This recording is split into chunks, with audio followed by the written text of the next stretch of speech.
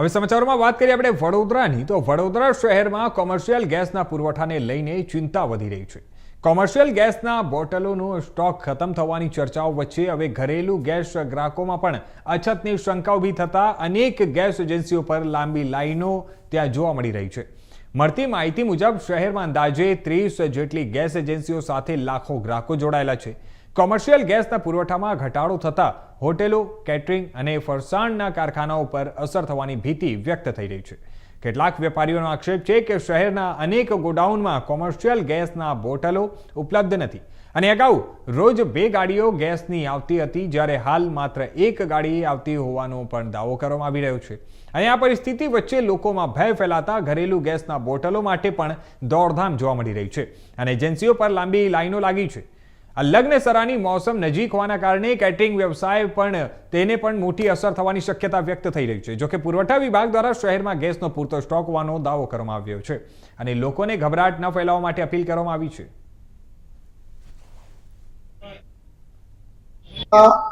Oil marketing કંપનીઓએ એમના લેવલે ગેસ એજન્સીઓને જે પણ ઇન્સ્ટ્રક્શન આપી હશે એ રીતે એ લોકોને સૂચના હશે કે ભાઈ એમને આ રીતે નવું કનેક્શન લેવાના આટલા દિવસ કે પણ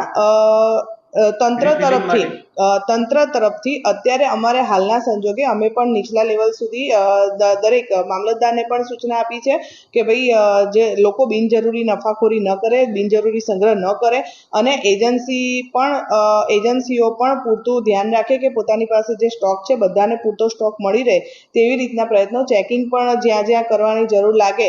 અમને જ્યાં હજુ સુધી અહીંયા કોઈ ફરિયાદ પણ નથી મળી કે ભાઈ આ જગ્યાએ આ પ્રશ્ન છે, પણ જ્યાં જ્યાં આવી ફરિયાદો પણ મળશે ત્યાં આગળ તંત્ર જરૂરથી એમને સહાયતા કરશે। Thank you. આમાં સવારથી સિસ્ટમ ચાલે છે, બંધ થઈ જાય, ચાલે છે, બંધ થઈ જાય છે, એટલે અમે આપી નહીં શકતા। મારો ઈરાદો જે કોઈ લાઈનમાં ઊભા છે બધાને આપવાનો જ છે, પણ જ્યાં સુધી બિલ ના નીકળે ત્યાં સુધી અમારાથી ડિલિવરી અપાય। સિસ્ટમ પ્રોબ્લેમ છે સવારથી। અમારી પાસે 5 પીસી છે, 5 પીસી ઓફ છે।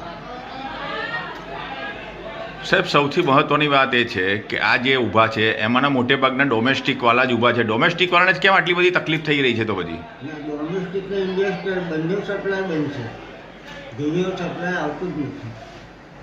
તો લોકો 2-2 કલાકથી લાઈનમાં ઊભા છે। કોઈને એવું કહેવામાં આવે છે લાઈનમાં ઊભા રહ્યા પછી એવું કહેવામાં આવે છે કે ભાઈ તમે આજે રજિસ્ટર માટે આવ્યા છે એટલે નહીં મળે, આવું કેમ? કારણ કે